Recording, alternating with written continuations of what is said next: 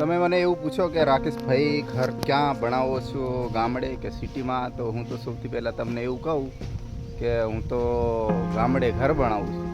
કેમ ગામડે? તો ગામડે તમને બતાવો ને તો આવું વાતાવરણ હોય, ચારે બાજુ મવડા હોય અને ઉનાળામાં આપણને એસીની જરૂર ના પડે કે મામા? હા, ના પડે. એસીની જરૂર નહીં પડે એટલે હશે ને બિંદાસ ઘરમાં ના ગમે તો બહાર આવીને બેસો અને ચારે બાજુ આપણે કુદરતી વાતાવરણને વચ્ચે આપણે ઘર બનાવીએ એટલે બસ મજા. અને અહીંયા મામા છે. મામા મજામાં ને? આ મામા કામ રાખેલું છે. મામા ઘર બનાવે, ઘર બનાવીને કમ્પ્લીટ આપે તૈયાર થાય એટલે મામા કહે લો રાકેશભાઈ તમારું ઘર રહો અને મજા કરો, બસ એવું હશે. તો આ મામા છે. તમે કહેતા હતા કે જે બી આ કામ રાખે છે એ ભાઈનો અમને નંબર આપજો. તો તમને મેં ડિસ્ક્રિપ્શન શું કહેવાય આપણે પેલા ડિસ્ક્રિપ્શનમાં તમને નંબર મોકલી દઈશ, આપી દઈશ. એટલે આમનું કામ અહીંયા પૂરું થશે તો આવશે તમારે ત્યાં બી. કેવું મામા આવું કામ? તો હમણાં ઉનાળામાં બહુ ગરમી પડે ગરમી પણ શું કરે, ધંધો તો કામ તો કરવું કરવું પડે, ધંધો કરવું પડે. આપણે નોકરી કરીએ ત્યાં બેસીએ તો આમને અહીંયા કામ કરવું પડે.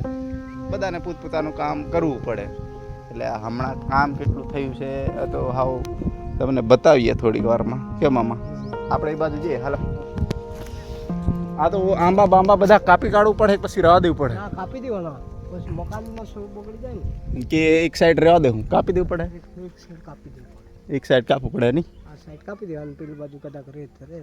અરે તો ચાલે નહીં. આ તાડને તાડ તો રહેશે. તાડ રહેવા દેવું પડે એક બાજુ. તાળી બાળી કોઈ દાડ જોઈએ ને આપણે.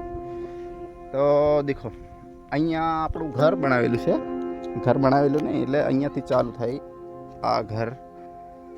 અહીંયાથી છે કેટલું હાવ આ કેટલા લેવલ સુધીનું આપણું તૈયાર થયું કહેવાય એ?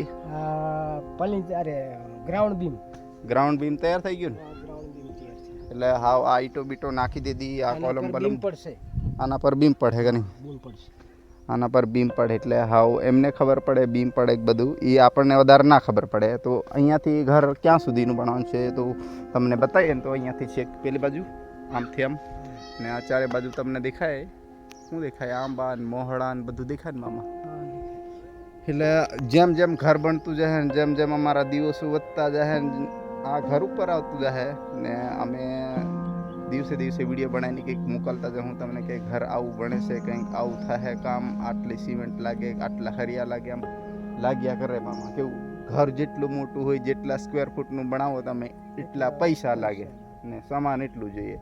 ને સામાન તમે જલ્દી આપો તો જલ્દી કામ જલ્દી થાય. બાકી પૈસા અને સામાન તો મામા આ છે ને બધા પૂછતા હતા કે જે કામ રાખે છે એ ભાઈનો નંબર આપજો. તો તમને કદાચ ટાઈમ મળે તો તમે જહો ખરા? એ બોલાવે જાઓ ને એટલે મેં નંબર. હા, કામ પણ આપણે કામ લઈએ અને ફાઇનલ કર્યા વગર પહેલા બીજે નહીં કરવું. અચ્છા. તો આ કામ લીધું છે અને પૂરું કર્યા વગર નહીં આવે. એટલે આ પૂરું થશે તો તમારા ત્યાં આવશે. એટલે જે બી કંઈ કામ હોય તમારે કોમેન્ટમાં કરવાનું, લખીને મોકલવાનું. કામ જોઈ લેજો. ઘર બને ત્યારે જોજો કે કામ કેવું હોય, કેવું ઘર બને. હવે બરાબર ને મામા? બાકી તો હાવ છૂટી લેવાનું છે કે નહીં? હવે છૂટી લગનમાં જ આવશે. લગનમાં જ આવશે. 6 વાગવા આવ્યા તો હવે આપણે બી છૂટી લઈ છે. મામા છૂટી લઈને આપણે તો મામાને જ બોલાવ્યા છે કારણ કે મામા બધું કામ કરે છે. તો આપણે કીધું કે ચાલો મામાને બોલાવીએ અને મામાને કામ આપી દઈએ. ચાલો તો ચલો હવે ક્યારેક ફરી પાછા મળીશું. આ નાના નાના છોકરા અહીંયા રમતા છે અને અહીંયા બધું ઘર છે. આ જુઓ તે રીતે.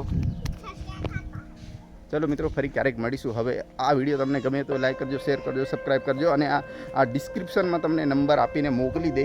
એમાં તમે છે ને ફોન કરજો, કોન્ટેક્ટ કરજો, મેસેજ કરજો. મેં હમણાં આવી જાઉં. ઓકે ચલો બાય, ટાટા.